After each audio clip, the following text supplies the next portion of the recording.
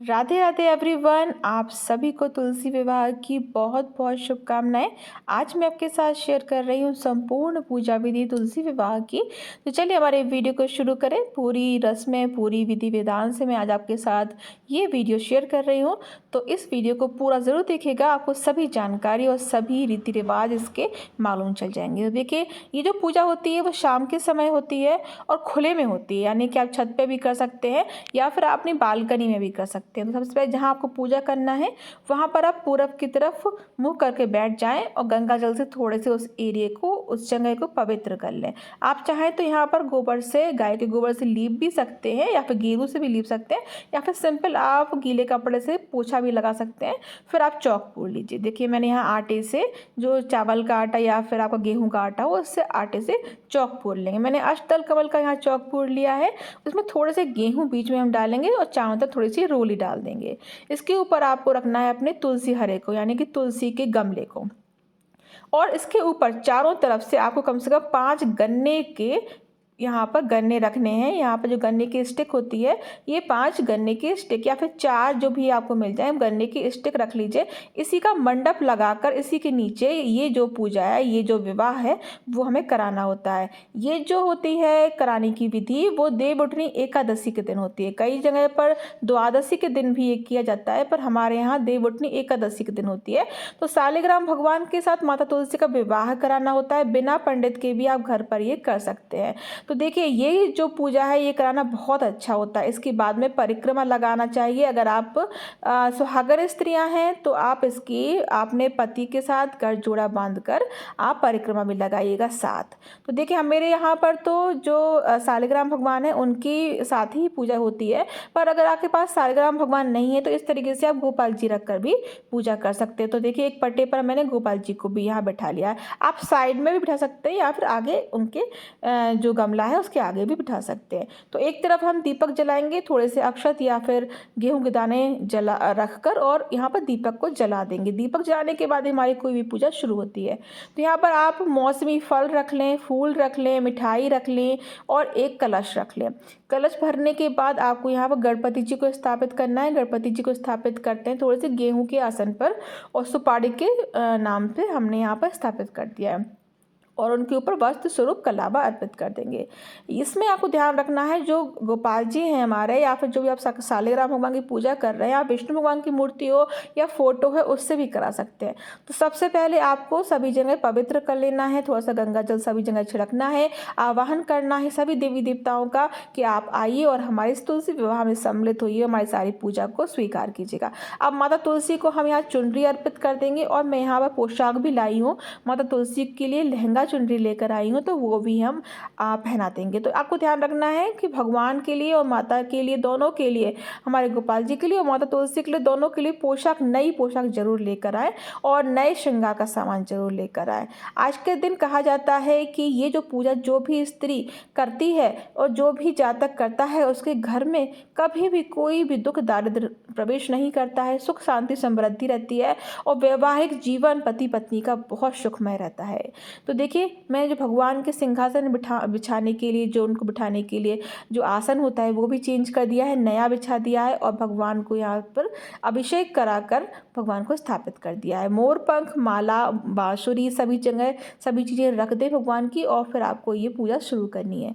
ये जो पूजा होती है वो देवउठनी एकादशी के दिन होती है। कई जगह पर द्वादशी के दिन भी करते हैं, पर हमारे यहाँ एकादशी के दिन होती है। तो आपके यहाँ जैसी परंपरा हो आप कर सकते हैं।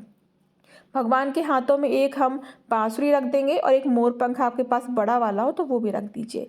ये जो पूजा होती है ये तुलसी माता की पूजा होती है। जैसे ही हमारे देव उठते हैं, ऐसा कहा जाता है, देव उठनी एकादशी के दिन देव उठते हैं, यानी कि हमारे विष्णु भगवान अपनी योग निद्रा से 4 महीने के बाद उठते हैं और वो जैसे ही उठते हैं ये जो पूजा है, ये जो विवाह है, हमें कराना चाहिए। इससे ही आगे जितने भी शुभ मांगलिक कार्य होते हैं वो शुरू हो जाते हैं।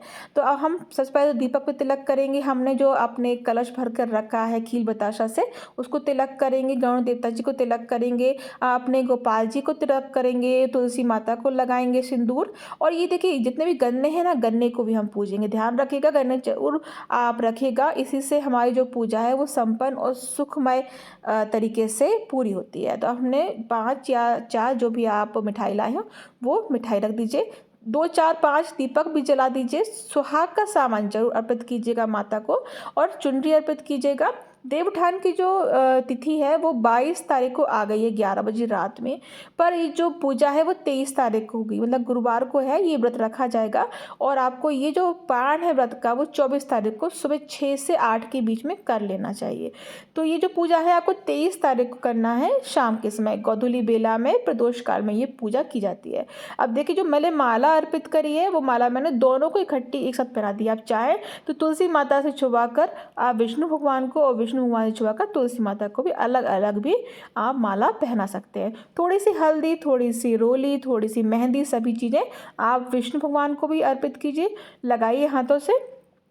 थोड़ी थोड़ी सी हल्दी, मेहंदी, सभी जो रस्में होती हैं, जैसे शादी की रस्में होती हैं, वो आपको माता तुलसी को भी लगा देना है। ध्यान रखिएगा आपको सभी जगह पर प्रसाद जरूर अर्पित करना है। बताशा रख सकते हैं। हमारे यहाँ पर कुछ कुछ सब्जियाँ जो होती है मौसमी, जो अभी नई आती हैं इस सीज़न में, वो थोड़ी थोड़ी सब्जियाँ मार्केट में मिलती है तो वो भी अर्पित की जाती हैं। जैसे कि नया कहते हैं फसल कटती है, नए गन्ने की फसल कटती है, नई फसल जो भी कटती है वो प्रसाद सभी लगाया जाता है। एक नारियल भी आप रख सकते हैं। आप चाहें तो वो नारियल आप कलश के ऊपर भी रख सकते हैं, नहीं तो अलग से रख कर उसको पूज सकते हैं। अब यहाँ शंख का पूजन भी हम कर देंगे, क्योंकि आज के दिन शंख भी बजाया जाता है। शंख को अच्छी तरीके से धो लें और फिर अपने आप जो भी आपके यहाँ शंख बजाता हो उनसे कहेंगे शंख बजा दें, तो ये बहुत ही शुभ होता है। शंख की ध्वनि से वातावरण पवित्र होता है और आसपास की नकारात्मक ऊर्जा का नाश होता है। हम जो इत्र है रुई में लगाकर इत्र भगवान को भी अर्पित करेंगे और माता को भी अर्पित करेंगे। इस तरीके से हमारा तुलसी विवाह पूरा होता है। और तुलसी विवाह के बाद देवों को कैसे उठाया जाता है उसका सेपरेट वीडियो मेरे चैनल पर आपको मिल जाएगा कि हमें क्या बोलना पड़ता है, तो वो आप देख लीजिएगा, नहीं तो ये वीडियो बहुत लंबी हो जाएगी। और देवउठनी एकादशी की जो कथा है वो भी आप इस समय बैठकर सुन सकते हैं। और अब हमें आरती करना है। आप कपूर से आरती भी कर सकते हैं।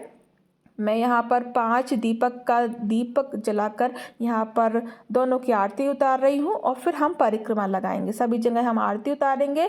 और आज के दिन आपको ध्यान रखना है, आपको पति पत्नी दोनों मिलकर आपको परिक्रमा लगाना है, 7 परिक्रमा। कई जगह पर तो जो पति होते हैं वो गोपाल जी को उठा लेते हैं और जो तुलसी माता की छोटा स्वरूप लेकर एक जो हमारी स्त्री होती हैं वो उनको उठाकर परिक्रमा लगाती, तो वो एक तरीके से शादी करा लेती है। पर ये थोड़े से बड़े रूप में होता है। पर आपके परिवार में जितने भी लोग हैं सभी से आरती करवाएं। पर आप दोनों जो है वो गठजोड़ा बांध कर भी पूजा कर सकते हैं। तो इस तरीके से छोटे रूप में आप घर पर तुलसी विवाह की जो विधि है, पूजन है, वो करवा सकते हैं। तो चलिए आज का ये वीडियो मैं यही समाप्त करती हूँ। इस वीडियो को ज़्यादा से ज़्यादा शेयर कीजिएगा, न्यू तो सब्सक्राइब कर लीजिए और लाइक करना बिल्कुल भी ना भूलें इस वीडियो को। आप सभी का बहुत बहुत धन्यवाद।